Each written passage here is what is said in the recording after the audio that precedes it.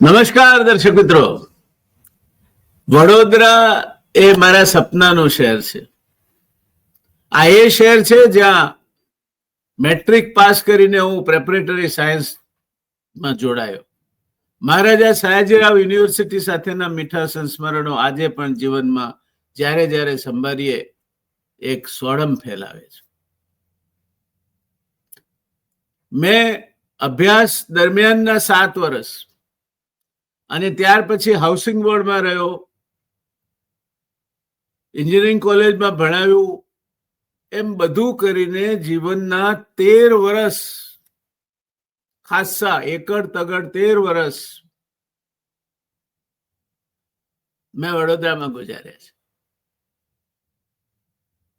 એમ Visvesvaraya hall, MV hall, polytechnic hostel 2, એમાં graduation સુધી રહ્યો, ખાસા 7 વર્ષ. Room number 37.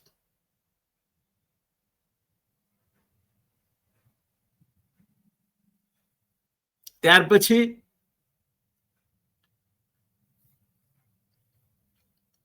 Indian Institute of Technology Mumbai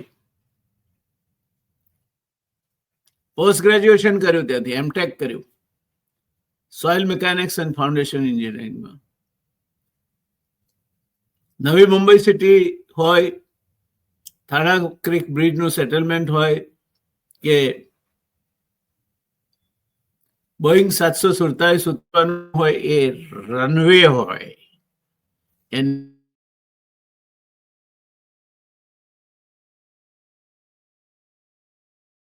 design અને console bridge foundation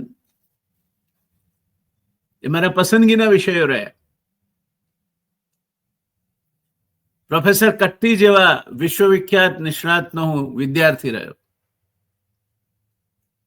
Indian Institute of technology મુંબઈએ મને ઘડ્યો, તાવ્યો, તપાવ્યો, કૂટ્યો, પીટ્યો અને ઘાટ આપ્યો. ત્યાર પછી પાછો વડોદરા આવ્યો, એન્જિનિયરિંગ કોલેજમાં ભણાવ્યું, ડિપાર્ટમેન્ટ ઓફ એપ્લાઇડ મિકેનિક્સમાં.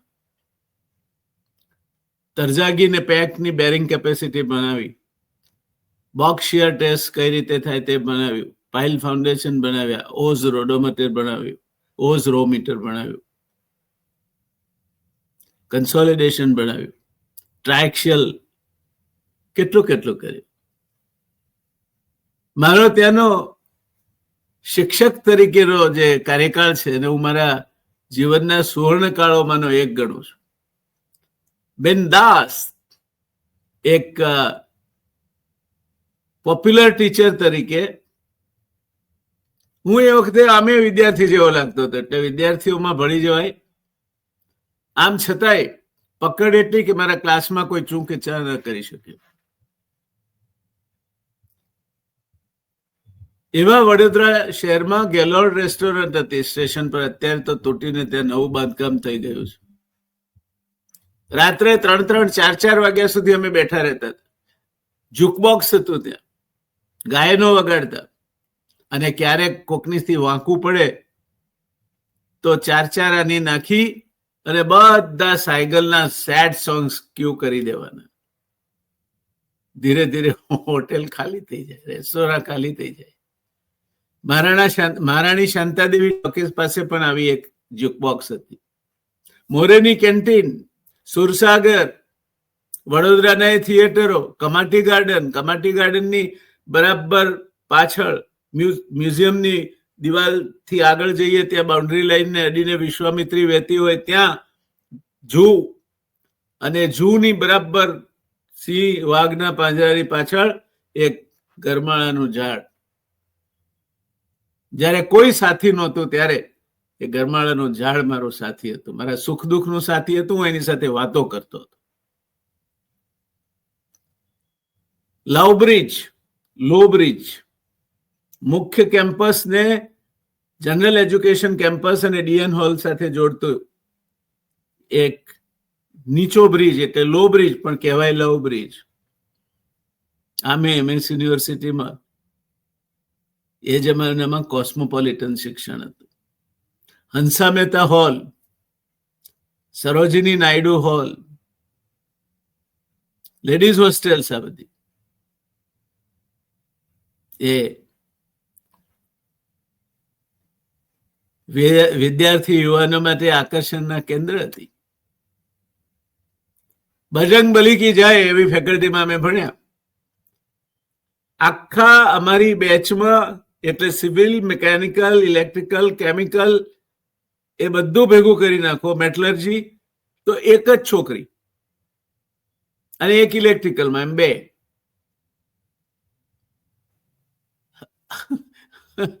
વડોદરા હાઈસ્કૂલ છૂટે અને છોકરીઓ પસાર થાય ત્યાંથી, ત્યારે લોબીમાં ઉભા રહી અને નયન સુખ માણવાનો અમે લાવો લેતા.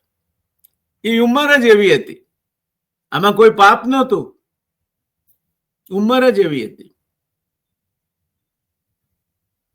આપણે કોઈકના બની જઈએ, કોઈક આપણો બની જાય, એવા સોનેરી શમણામાં રાજતા રાજતા અમે કોઈકના બની ગયા, ખબર પણ ના પડી, અને ઘર વસાવ્યું, તે પણ વડોદરામાં.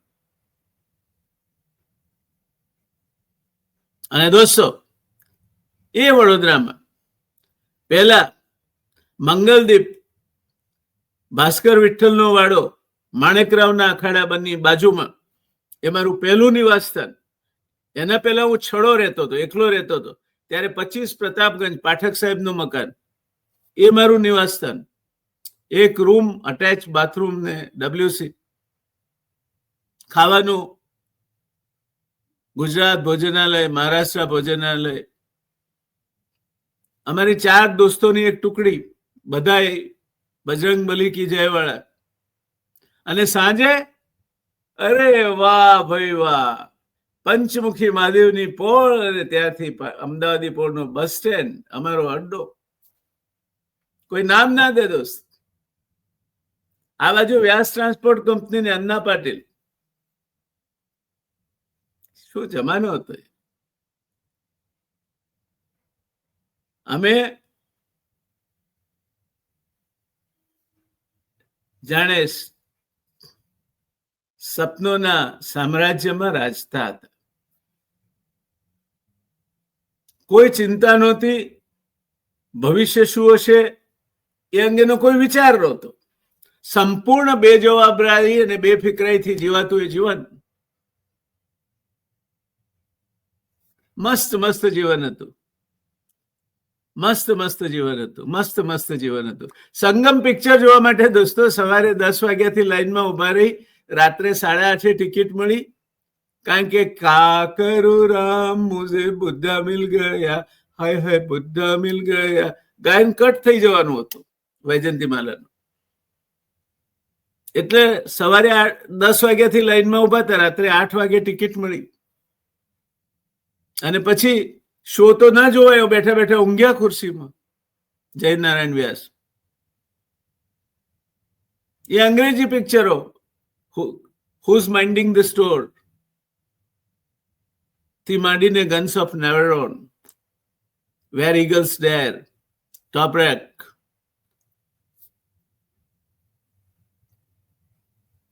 ગાંધી નગરગૃહમાં ભજવાતા એક નાટકો, જેની હજુ પંક્તિ મને યાદ છે. સુખ ન સુખડ જલે મરમનવા, સુખ ન સુખડ જલે, સુખ ન સુખડ જલે મરમનવા, સુખ ન સુખડ જલે. સુખડ જલે ને પડે, સુખડ જલે ને પડે, રાખની ઢગલી, બાવળના કોયલા પડે મારા મનવા, સુખ ન સુખડ જલે, સુખ ન સુખડ જલે મારા મનવા, સુખ ન સુખડ જલે. અને એ મિલન રામ કરે ऐसा हो जाए,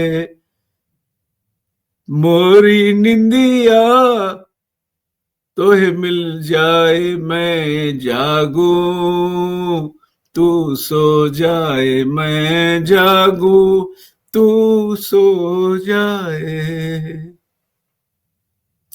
અને 1000 में मेरी बहना है. દેવાનંદનું જન્નત અમાનનું એ કદીએ ન ભૂલાયું ચલચિત્ર. કેટલી યાદો હજુ પણ અહીંયા ભરાયેલી છે અને અહીંયા અકબંધ છે. અહીંયા અકબંધ છે. વડોદરા મારા શ્વાસોશ્વાસમાં આજે પણ મેં કે છે રોહીના કતરે કતરામાં વડોદરા છે. વડોદરા મારું પ્રિય શહેર છે. એ વડોદરામાં ભાસ્કર વિઠ્ઠલનો વાડો, માણેકરાવના અખાડા પાસે દાંડિયા બજાર, એ મારું બીજું એડ્રેસ પ્રતાપગંજ પછી. અને પછી બન્યું housing board staff quarters Alkapuri, Subhanpura જવાના રસ્તે વડોદરા.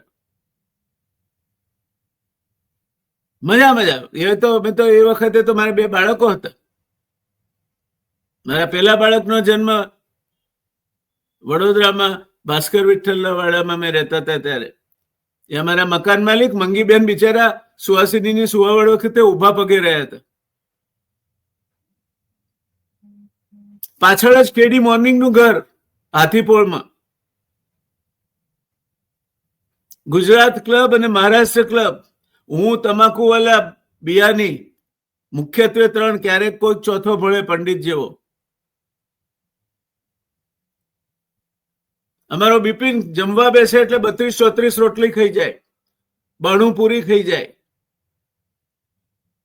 લાભુભાઈ એના માલિકે બોર્ડ મૂકવું પડ્યું કે આખું ભાણું એટલે 12 રોટલી ને 32 પૂરી. આ અમે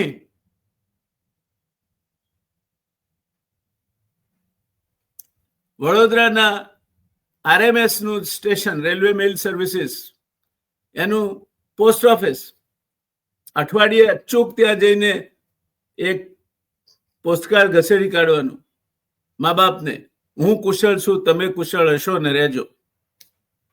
પણ લખવું પડે, ના લખીએ તો ના ચાલે. દર અઠવાડિયે અચૂક મારા પિતાશ્રીનો પત્ર આવે. કુટુંબ સાથેનું વળગણ, પછી એમાં સુહાસિની પડી. આ જયનારાયણ વ્યાસે ત્યાં સર્કિટ હાઉસમાં ચિમન પટેલ સુપરવાઇઝર, એના ઇન્ચાર્જ હતા.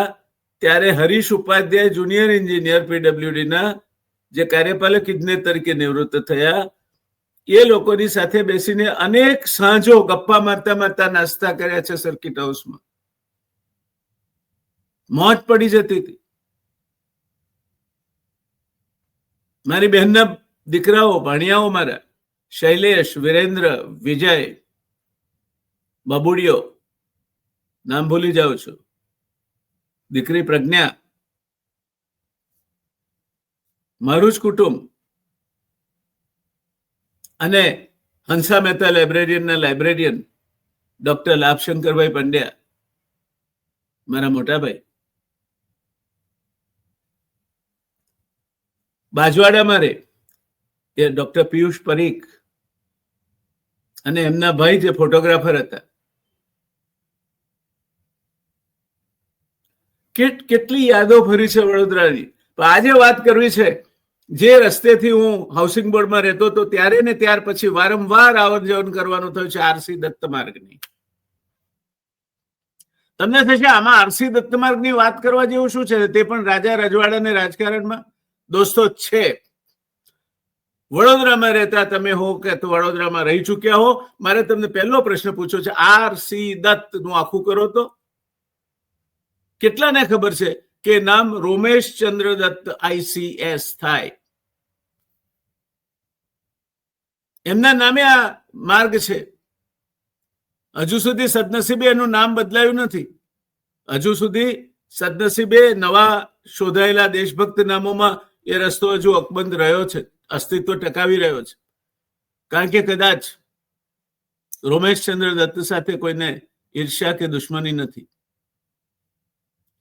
દોસ્તો, જે લોકો વડોદરા આવ્યા હોય એમણે અલકાપુરી વિસ્તાર જોયો જ હોય. એ વિસ્તારમાં મુખ્ય માર્ગ એટલે RC દત્ત માર્ગ. એટલું સારું કે આ નામ હજી એ જ રહ્યું છે. પ્રશ્ન થાય કે RC દત્ત કોણ હતા? કલકત્તામાં 13 ઓગસ્ટ 1848 જન્મેલા રોમેશચંદ્ર દત્તનું પરિવાર ઈસ્ટ ઇન્ડિયા કંપની સાથે વેપાર કરતું હતું. એવા ધનાઢ્ય કુટુંબમાંથી આવતા હતા. સંપન્ન પરિવાર. એ જમાનામાં એજ્યુકેશન પર ખાસ ધ્યાન આપતા. 1868 આરસી દત્ત ઇંગ્લેન્ડ અભ્યાસ કરવા ગયા. 1869 ICS ની પરીક્ષા પાસ કરી અને 3જો નંબર પણ લાવ્યા. 3 વર્ષ બ્રિટન રહ્યા અને 3 years in England નામનું પુસ્તક લખ્યું, જે બ્રિટિશ રેફરન્સ માટે આજે પણ અભ્યાસમાં લેવાય છે. ભારત પરત આવ્યા પછી એવું કહી શકાય કે લગભગ ક્લાસ 1 અધિકારી તરીકે સેવા આપી ઉચ્ચ હોદ્દાઓ પર કામ કરનારા પહેલા ભારતીય બન્યા. ICS એટલે એ જમાનામાં તો ધોળિયા રાજાઓ પછી એમના જ જેવા આ આપણા બ્રાઉન રાજાઓ એટલે ICS, ઇન્ડિયન સિવિલ સર્વિસીસ ના સભ્યો. સદનસીબે મને સરકારી નોકરીમાં ખેંચી જનાર અને મારા પહેલા બોસ લલિતચંદ્ર દલાલ એ ગુજરાતના છેલ્લા ICS ચીફ સેક્રેટરી હતા. ભારત આવ્યા પછી એવું કહી શકાય કે લગભગ ક્લાસ 1 અધિકારી તરીકે રોમેશચંદ્ર દત્તે સેવાઓ આપી ઉચ્ચ હોદ્દાઓ પર કામ કરનાર તેઓ પહેલા ભારતીય બન્યા. બ્રિટિશરો સાથે કામ કરતા તેમણે જોયું કે ભારતીયોને ખૂબ અન્યાય કરવામાં આવે છે. તેઓ ભારતીય કોંગ્રેસ તરફ આકર્ષાયા અને ભારતીય કોંગ્રેસના અધ્યક્ષ પણ બન્યા. ભારતીય દર્શનશાસ્ત્ર, ઇતિહાસ અને ઇકોનોમિક્સના મેધાવી વિદ્વાન રોમેશચંદ્ર દત્ત ખુલ્લેઆમ ભારતની સ્થિતિ માટે બ્રિટિશરોને જવાબદાર ઠેરવે છે અને એમણે પુરાવા સાથે પુસ્તકો પણ લખ્યા છે. ભારતીય અર્થશાસ્ત્ર પર વર્ષ 1900 થી પુસ્તકો લખવાના શરૂ કર્યા. ભારતના દુકાળો પર famines and land assessment in India પુસ્તકમાં લખ્યું કે છેલ્લા 50 વર્ષના દુષ્કાળમાં બ્રિટિશ સત્તાવાળાઓની જાણી જોઈને કરેલી નિષ્કાળજીને કારણે 1.5 કરોડ જેટલા ભારતીયોએ જાન ગુમાવ્યા હતા. દુષ્કાળ કોઈ એક વિસ્તારમાં હોય, આખા દેશમાં ન હતો, છતાં જ્યાં અનાજ થતું ત્યાંથી બીજે પહોંચાડવાને બદલે એ અનાજ ગોડાઉનોમાં ભરી રાખવામાં આવતું. જમીન પર વેરા ઉઘરાવવામાં એટલી સખ્તાઈ કરવામાં આવતી કે ખેડૂત શાહુકાર પાસે ઊંચા વ્યાજે પૈસા લેતો અને વ્યાજના વિષચક્રમાં ફસાતો.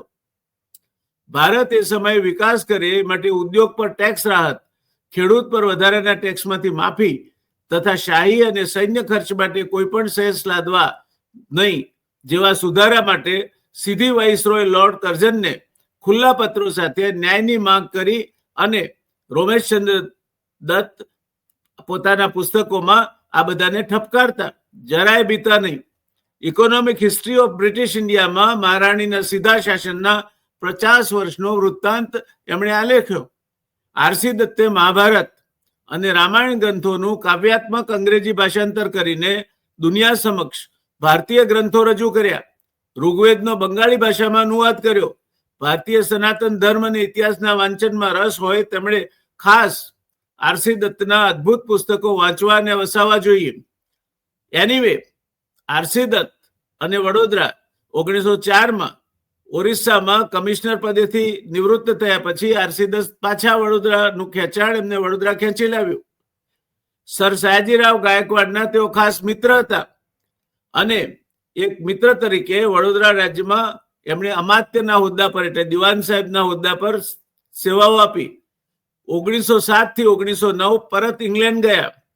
વડોદરા પરત આવતા દિવાન પદે નિમણૂક થઈ. કમનસીબે 1909ની 30મી ડિસેમ્બરે બીમારીમાં આરસી દત્તનું નિધન થયું. અત્યંત અભ્યાસુ આરસી દત્તે વડોદરામાં ફરજિયાત શિક્ષણ પર ભાર મૂક્યો. વડોદરા રાજ્યની સ્થાનિક સ્વરાજ્યની સંસ્થાઓ એટલે કે સુધરાઈ, પંચાયત અને મ્યુનિસિપાલિટી જેવી સંસ્થાઓને વિકાસ માટે વધુ તકો અને સ્વતંત્રતા અપાવી. વહીવટી અને ન્યાયતંત્ર છૂટું પાડવાનો પ્રયોગ પૂર્ણ સફળ રીતે વડોદરા રાજ્યમાં આરસી દત્તે કરી બતાવ્યો. ખેડૂતો માટે મહેસૂલ સુધારા વડોદરા રાજ્યમાં આરસી દત્તના પ્રયાસોથી થયા. જમીન અને અન્ય પરિબળો આધારિત મહેસૂલ લેવાની પ્રથા શરૂ થઈ, જેનું પરિણામ એ આવ્યું કે વડોદરા રાજ્યના ગામડાઓમાંથી હિજરત ઓછી થઈ. રાજ્યની મહેસૂલ આવક લગભગ 20% જેટલી ઘટી, પણ એ કોઈ રંજને પાત્ર નહોતી, કારણ કે ગામડા ભાગીને શહેરો બનતા અટક્યા. ખેડૂત સિવાયના વ્યવસાય માટે અસંખ્ય પરચુરણ ટેક્સ હતા, જે નાબૂદ કરીને ઇન્કમ ટેક્સ દાખલ થયો. એમાં પણ સંજોગો મુજબ માફી મળવા લાગી. પ્રારંભમાં 100 રૂપિયા વાર્ષિક આવક સુધી માફી હતી, જે વધીને 300 રૂપિયા સુધી પહોંચી. પછી છેક 750 સુધી માફી. એની ઉપર આવક હોય તો માત્ર 10% આવકવેરો. આરસી દત્તના પ્રયાસોને લીધે વડોદરા રાજ્યમાં 1909 થી તમામ આયાત નિકાસ અને ઓક્ટ્રોય નાબૂદ થતા વડોદરા રાજ્યમાં ઇન્ડસ્ટ્રી આવવા લાગી. વડોદરામાં આજે પણ તમે જુઓ તો એલએમબી કે વડોદરાની કદાચ જૂનામાં જૂની ઇન્ડસ્ટ્રીઓમાંની એક છે, સયાજી ઇન્ડસ્ટ્રીઝ, એ જૂનામાં જૂની ઇન્ડસ્ટ્રીઝમાંની એક છે. જ્યોતિ લિમિટેડ એ જૂનામાં જૂની ઇન્ડસ્ટ્રીમાંની એક છે. આવી તો કેટલીય ઇન્ડસ્ટ્રીઓ જૂના વખતની છે. એની સાથે IPCL, Gujarat refinery, Gujarat arts chemicals, polymer corporation of Gujarat, પેલી બાજુ પ્રિસિઝન બેરિંગ્સ, માણેજા, વોલ્ટેમ, આવી કેટલીય નવી ઇન્ડસ્ટ્રી વડોદરામાં આવી. અને વડોદરા જે એક જમાનામાં પેન્શનર્સ સિટી તરીકે જાણીતું હતું, એ આજે ઔદ્યોગિક નગરી તરીકે જાણીતું થયું છે. ને આમ છતાં સંસ્કાર નગરી તરીકેની છાપ અમિટ રહી છે. આરસી દત્તના પ્રયાસોને લીધે વડોદરા રાજ્યના 1909 થી તમામ આયાત નિકાસ અને ઓક્ટ્રોય નાબૂદ થતા વડોદરા રાજ્યમાં ઇન્ડસ્ટ્રી આવવા લાગી. ઇવન પોસ્ટના સ્ટેમ્પ મફત કરવામાં આવ્યા. વેપાર આવતા 1908માં વડોદરા રાજ્યની બેંક ઓફ બરોડા લિમિટેડની સ્થાપના થઈ. સર સયાજીરાવ ગાયકવાડ એ સમયે બોલ્યા હતા, આરસી દત્તે લખેલા પુસ્તકોના સૂચનોને આધારે વડોદરા રાજ્યની આર્થિક સ્વતંત્રતા જે સમૃદ્ધ સમાજનું નિર્માણ કરશે, એ નિયમ અને એ સારને વડોદરા રાજ્ય અપનાવ્યો છે. આવું બીજા કોઈ નહીં, પણ સર સયાજીરાવ ગાયકવાડે કહ્યું છે. ત્યારે આ આરસી દત્તની પુણ્યતિથિ હમણાં જ ગઈ, 30મી નવેમ્બર, એ એમની પુણ્યતિથિ છે. એમને ભાવભરી શ્રદ્ધાંજલિ. પણ વડોદરામાં તમે રહેતા હો અથવા વડોદરાના ચાહકો અથવા વડોદરા વારંવાર જવાનું થતું હોય તો અલકાપુરીનો એ રાજમાર્ગ આરસી દત્ત રોડ, એના ઉપરથી પસાર થાઓ ત્યારે રોમેશચંદ્ર દત્તને યાદ કરજો દોસ્તો. જેમ વડોદરાનું એક આગવું મહત્વ છે, એમ રોમેશચંદ્ર દત્તનું પણ એક આગવું મહત્વ છે. જેમ અરવિંદ ઘોષ વડોદરા સાથે જોડાયેલા છે, તેમ રોમેશચંદ્ર દત્ત પણ વડોદરા સાથે જોડાયેલા છે. એ બીજા બંગાળી છે જેમનું નામ બહુ ખ્યાત છે. ત્યારે દોસ્તો, રોમેશચંદ્ર દત્તને શ્રદ્ધાંજલિ આપીને હું ખાસ કરીને વડોદરાવાસીઓ માટે આ એપિસોડ પૂરો કરું છું. વડોદરાવાસીઓને એમની વિરાસત, એમની સંસ્કૃતિ વિશે જાણવું હોય તો આનાથી વધારે સારો મોકો બીજો કંઈ મળશે નહીં. અમારી સાથે જોડાઓ. અમે ઇતિહાસનું પારાયણ લઈને જ એટલા માટે બેઠા છીએ કે એક કહેવત છે કે history remembers those who remember the history. ઇતિહાસ એમને જ યાદ રાખે છે જે એમના ઇતિહાસને યાદ રાખે છે. તો તમારા ગૌરવવંતા ઇતિહાસના રોમેશચંદ્ર દત્ત જેવા ગૌરવવંતા પાત્રો, અરવિંદો ઘોષ જેવા ગૌરવવંતા પાત્રો, સર સયાજીરાવ ગાયકવાડ જેવા ગૌરવવંતા પાત્રો, ડોક્ટર આઈજી પટેલ જેવા ગૌરવવંતા પાત્રો, ચંચી મહેતા જેવા ગૌરવવંતા પાત્રો, કિશનસિંહ ચાવડા જેવા ગૌરવવંતા પાત્રો, એમને તમે યાદ નહીં રાખો તો ઇતિહાસ તમને પણ યાદ રાખવાનો નથી. સુરેશ જોશી એક ગુજરાતી ભાષાના એવા જાણીતા ક્રિટિક હતા, વિશ્લેષક હતા કે ભલભલા એમનાથી થરથરતા હતા. એ સુરેશ જોશી પાસે અને કવિ કુમાર પાસે ભણવાનો અને ડોક્ટર રણજીતરામ પટેલ અનામી સાથે મૈત્રી રાખવાનો મને મોકો મળ્યો છે. હું મારી જાતને એના માટે સદભાગી ગણું છું. વડોદરાની મહારાજા સયાજીરાવ યુનિવર્સિટીએ 1949 થી 2012 સુધીમાં જેટલા પાસ આઉટ થયા ત્યાંથી એના 50 શ્રેષ્ઠ વિદ્યાર્થીઓને પસંદ કર્યા. એમાંનો હું એક છું, એનું પણ મને ગૌરવ છે. હું એન્જિનિયરિંગ કોલેજનો વિદ્યાર્થી છું, જ્યાં દાદા સાહેબ ફાળકે ભણ્યા હતા, જેના નામે આજે પ્રેસ્ટિજિયસ દાદા સાહેબ ફાળકે એવોર્ડ અપાય છે. આ એ વડોદરા છે. આ સયાજીરાવ ગાયકવાડનું વડોદરું છે. આપણે સૌ એનું સંસ્કાર નગરી તરીકે ગૌરવ કરીએ છીએ. તો એ સંસ્કાર નગરીને સંસ્કાર નગરી બનાવનારા જે લોકો હતા, જે સામાજિક સમરસતા હતી, અને સામાજિક સમરસતા પણ કેવી કે વડોદરામાં ગણેશોત્સવની શરૂઆત માણેકરાવના અખાડાના જુમ્મા દાદા નામના પહેલવાનના હાથે થઈ હતી. ત્યારે કોઈ પૂછવા નતું ગયું કે હિન્દુ કોણ છે ને મુસલમાન કોણ છે. આ એ વડોદરા છે. તો આવા વડોદરાને આપણે સન્માનપૂર્વક યાદ કરીએ, પ્રેમપૂર્વક તો કરીએ જ, પણ સન્માનપૂર્વક યાદ કરીએ. આ એ વડોદરા છે જ્યાં મેરળના ગણપતિ જેવી સંપૂર્ણ કાસ્ટનું ગણપતિનું મંદિર છે. કેટલાએ જોયું છે, વડોદરામાં રહેતા પણ કેટલા લોકોએ એને જોયું છે.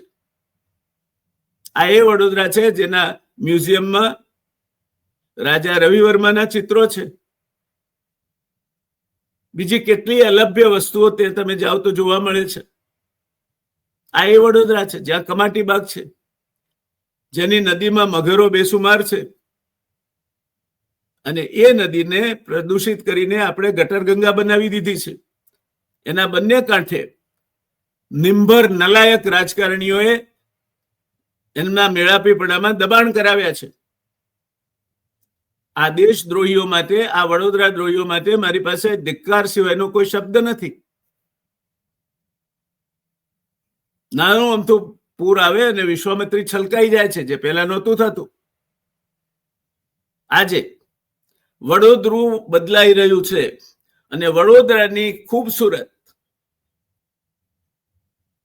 સુરતને બદસુરત કરનાર જે લોકો છે, પૈસાના પૂજારીઓ, લોભીઓ, ધન લાલસુઓ, એ લોકો વડોદરાનું તો અહિત કરે જ છે, પણ ભાવિ પેઢી એમના નામ પર થૂકશે એ બાબતમાં મને કોઈ શંકા નથી. વડોદરાના તમે જો હો અને આ એપિસોડ જોતા હો તો મારી તમને વિનંતી છે કે તમે તો સબસ્ક્રાઇબ કરજો જ, પૈસો લાગવાનો નથી, પણ આ એપિસોડ જેટલા વધારેમાં વધારે વડોદરાવાસીઓ સુધી જાય તેટલો વાયરલ કરજો એને. મારું તમને આહવાન છે, વડોદરાના નાગરિક તરીકે તમને જેટલું ગૌરવ છે તેટલું મને પણ ગૌરવ છે. મારે મારું વડોદરું, મારા સ્વપ્નનું શહેર, આજે પણ મને ગુજરાતમાં સૌથી વધુ ગમતું શહેર, જે શહેરમાં રહેવાનું અને જિંદગી ગાળવાનું એક સ્વપ્ન હતું, એ સ્વપ્ન રોજગારી રહેવાની મજબૂરીએ મારી પાસેથી છીનવી લીધું. આજે એનો અફસોસ છે મને, પણ હું તો ક્યારેક ક્યારેક વડોદરા પહોંચી જાઉં છું કોઈ કારણ વગર. તમને વિનંતી છે, આ એપિસોડને જો તમે વડોદરાના હિતેચ્છુ હો, જો તમને મેં વાત કહી એમાં તથ્ય લાગતું હોય તો તમે વાયરલ કરજો. જેટલા વધારે વડોદરાવાસીઓ સુધી જશે એમના મનમાં વડોદરાનું ગૌરવ અંકિત કરવામાં આપણે સફળ થઈશું. કરશો ને દોસ્તો? મારી આપને કરબદ્ધ વિનંતી છે. ચોક્કસ મારા આ નાનકડા પ્રયાસમાં આપ પણ સાથી બનશો એવી ભાવના સાથે હું આપને નમસ્કાર કરું છું. અને જે યુનિવર્સિટી ગીતની પંક્તિઓ છે, અમે વડોદરાની વિદ્યાપીઠના સમણા સારવનારા, એ સમણા સારવનારા આપણે તો જ બનીશું જો આપણે સત્યમ શિવમ સુંદરમ ની ભાવનાને સાકાર કરીશું. મારી મહારાજા સયાજીરાવ યુનિવર્સિટી એક વિશ્વ કક્ષાની યુનિવર્સિટી 1985 સુધી હતી. એની પણ અવદશા થઈ છે. વડોદરાને રીતસર એની આન બાન અને શાનથી ઈર્ષામાં દોરાઈને કેટલાક નરપિશાચોએ બાજ પંખી જેમ પારેવાને વીંખી નાખે, ફીંદી નાખે, એમ ફીંદી નાખ્યું છે. આજનું વડોદરા એ પ્રદૂષણ, ટ્રાફિક જામ અને યુનિવર્સિટી એ રાજકારણીઓનું અને સેનેટ ને સિન્ડિકેટ એ કહેવાતા રાષ્ટ્રભક્તો, જેમનામાં રાષ્ટ્રભક્તિનો અંશ છે કે નહીં એની ચકાસણી કોઈ લેબોરેટરીમાં કરાવી શકાતી નથી, એ લોકોના ગંદા અને ખંધા રાજકારણના કારણે યુનિવર્સિટીનું ભોળું પારે એવું પીખાઈ ગયું છે. અફસોસ છે મને. અમારી યુનિવર્સિટી છે, રૂમ નંબર 37 MV હોલ, 7 વર્ષ સુધીનું મારું સરનામું મને આજે પણ એમનું એમ યાદ છે. આપ સૌને હેલો વડોદરા. કેમ છો? બધા સુધી પહોંચાડશો ને આ સંદેશ? મારી વિનંતી છે, જરા એટલું કરજો ને પ્લીઝ. Thank you. આવજો. ધન્યવાદ. નમસ્કાર. અને જય જય જય વડોદરા. જય જય જય વડોદરાના સપૂતો. અને જય મારા મહારાજા સયાજીરાવ ગાયકવાડ. જય હો, જય હો, જય હો.